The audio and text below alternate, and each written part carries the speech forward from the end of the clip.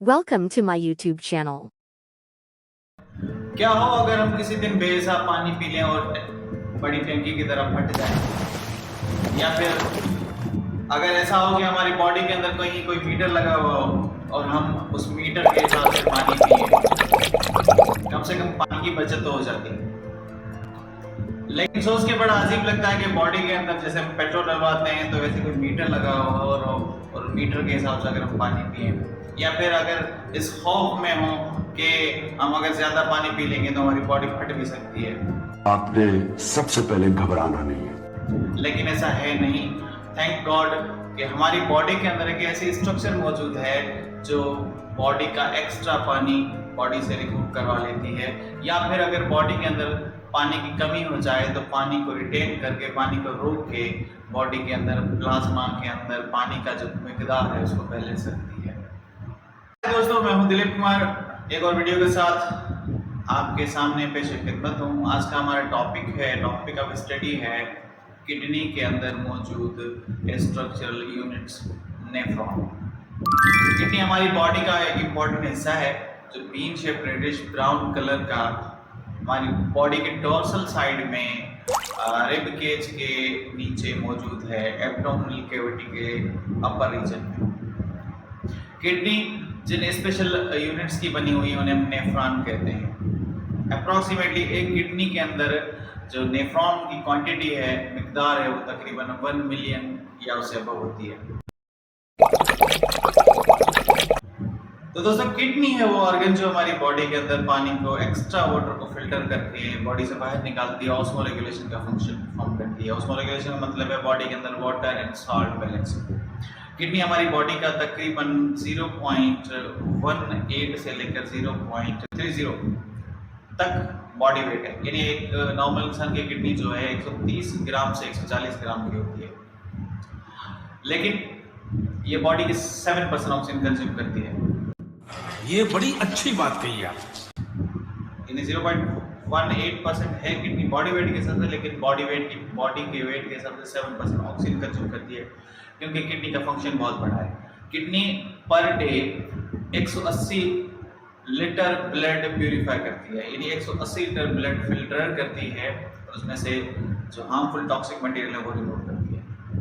पर मिनट की बात करें तो किडनी हमारी बॉडी का 120 ml पर मिनट फिल्टर करती है ब्लड, और हम रोजाना 1 से 1.5 लीटर यूरिन बॉडी से पास आउट करते हैं।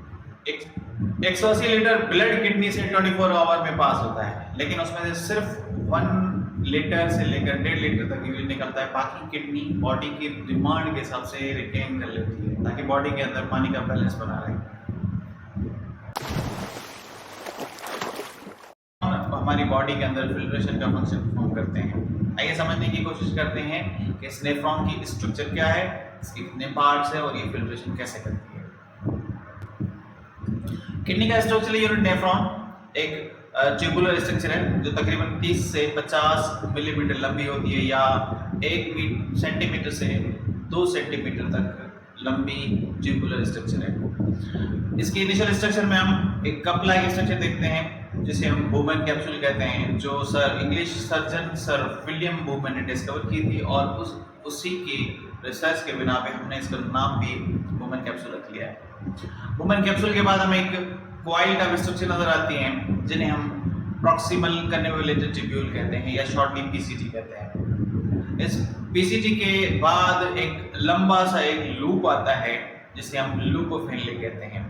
इस लूप ऑफ हेनले के 2 ट्यूब्यूल्स होती हैं, एक जो नीचे उतर रही होते हैं उसे हम डिसेंडिंग लूप ऑफ हेनले कहते हैं, और एक जब ऊपर चढ़ रही होती है तब हम इसे असेंडिंग लूप ऑफ हेनले कहते हैं। इस लूप ऑफ हेनले के बाद फिर एक कन्वोल्यूटेड स्ट्रक्चर आती है जिसे हम डिस्टल कन्वोल्यूटेड ट्यूब्यूल कहते हैं। नाम याद करना थोड़ा मुश्किल लगेगा आपको, लेकिन ये मुश्किल है नहीं, क्योंकि लिटरली द वर्ड प्रॉक्सिमल का मतलब है करीब वाली और डिस्टल का मतलब है दूर वाली। तो बुमन कैप्सूल से जो करीब वाली कन्वोल्यूटेड स्ट्रक्चर है उन्हें हम पीसीटी या प्रॉक्सिमल कन्वोल्यूटेड ट्यूब्यूल्स कहते हैं, और जो दूर वाली हैं उन्हें हम डिस्टल कन्वोल्यूटेड ट्यूब्यूल्स कहते हैं। ये डिस्टल कन्वोल्यूटेड ट्यूब्यूल्स एक लंबी सी ट्यूब्यूल में एंटर होती है जिसे हम कलेक्टिंग डक्ट कहते हैं। तो ये है simply structure of A nephron. अब आइए इसके समझने की कोशिश करते हैं कि ये काम कैसे करता है। जो वुमेन कैप्सूल आपको दिख रहा है कप स्ट्रक्चर का, कप शेप का, इसके अंदर एक ब्लड आर्टरी इंटर हो रही है। आर्टरी नहीं कह सकते, बहुत स्मॉल आर्ट्रियोल होती है, हेयर लाइक आर्ट्रियोल होती है, कैपिलरी होती है, जिसे हम एफरेंट आर्टरी कहते हैं। ये आर्टरी ब्लड लेकर इस कप के अंदर दाखिल होती है, क्योंकि जो दाखिल होने वाली कैपिलरी है, इसका जो अंदर का स्पेस है वो थोड़ा बिगर है as compare to the artery which is leaving the Bowman capsule. जो लीव कर रही होती है ट्यूब्यूल या आर्टरी, उसे हम इफरेंट आर्टरी कहते हैं। तो डिफरेंस यहाँ पे ए का है, A double F E R N T, afferent arteriole जो इंटर हो रही है, और जो एग्जिट हो रही है उसे हम कहते हैं इफरेंट आर्ट्रियोल।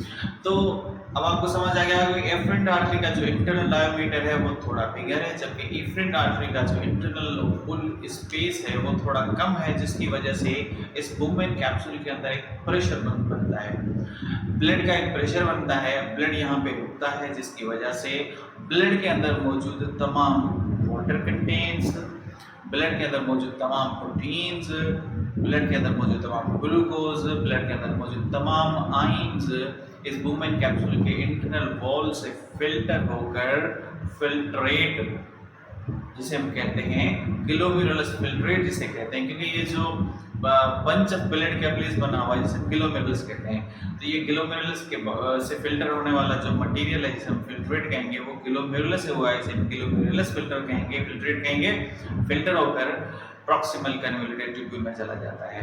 अब जो आर्ट्रियोल के अंदर बचा है वो सिर्फ ब्लड सेल का अमाउंट है, क्योंकि ब्लड सेल की साइज लार्जर होती है, जो इन वुमेन कैप्सूल के अंदर जो सुराख होते हैं उनसे बड़ी होती है, इस वजह से वो उस होल से एंटर नहीं हो पाते, बल्कि बाकी की सारी जो रिमेनिंग मटेरियल है जो ब्लड के अंदर जो था, जो यूरिया था, जो अमोनिया था, या जो क्रिएटिनाइन था, या तो फिर जो भी मटेरियल प्रोटीन्स थे, ग्लूकोज से सारे फिल्टर होकर चले गए हैं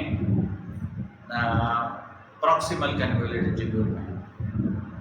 तो यहाँ पे टोटल फिल्ट्रेशन हो गई है, कंप्लीट फिल्ट्रेशन हो गई है विदाउट द ब्लड सेल्स, इसे हम अल्ट्रा फिल्ट्रेशन कहते हैं। अल्ट्रा फिल्ट्रेशन का मतलब है total filtration, complete filtration, nothing is left in the blood, the whole the components of the blood without the blood cell are filtrated and are present in proximal convoluted tubule. अब proximal convoluted tubule में क्योंकि हमारी body को material वापस भी चाहिए होता है, क्योंकि सारा मटेरियल तो फिल्टर हो चुका है, अब वो तो बॉडी से निकल जाएगा, तो हम यहाँ पे कुछ एटीपी कंज्यूम करके, कुछ एनर्जी कंज्यूम करके उसका मटेरियल जो बॉडी को रिक्वायर्ड है, जैसे सोडियम है, जैसे पोटाशियम है, जैसे पानी का मिकदार है, वापस रीअब्सॉर्ब करते हैं। तो प्रॉक्सिमल कन्वोल्यूटेड ट्यूब्यूल में रीअब्सॉर्प्शन होती है ions, water, some salts, some proteins and glucose.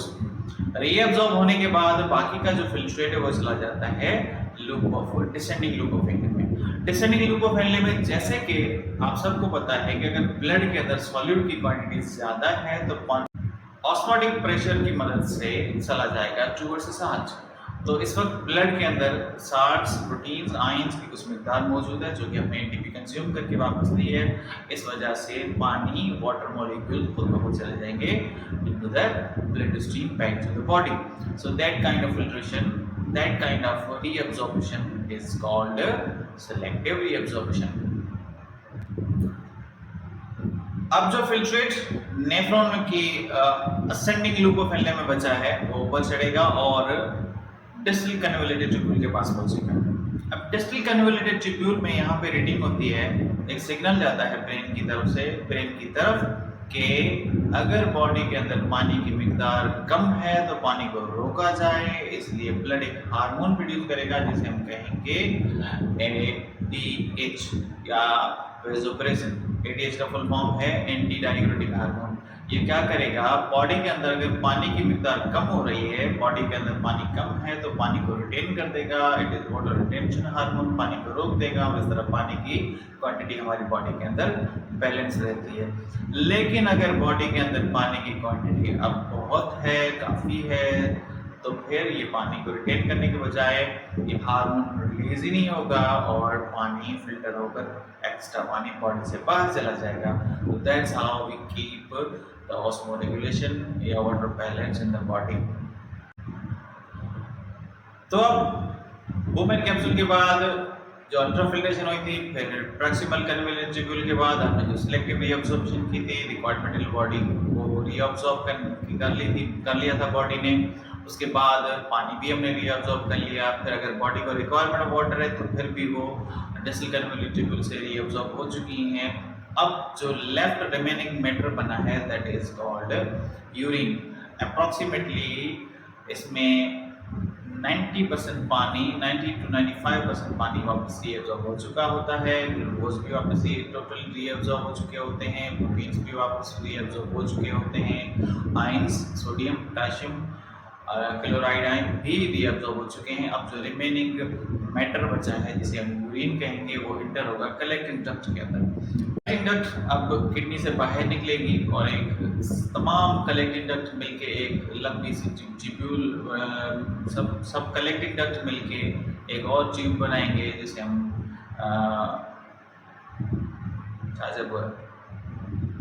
ये फंस गया सी हम यूरिटर कहते हैं। ये यूरिटर जाएगा, इंटर होगा यूरिनरी ब्लैडर में जहाँ पे यूरिन स्टोर होगा। फिर यूरिन स्टोर होने की कैपेसिटी 1 लीटर की होती है, 1 से 1.5 लीटर की होती है। फिर जब चाहें यूरिन बॉडी से पास आउट कर सकते हैं with the help of a tubule called urethra.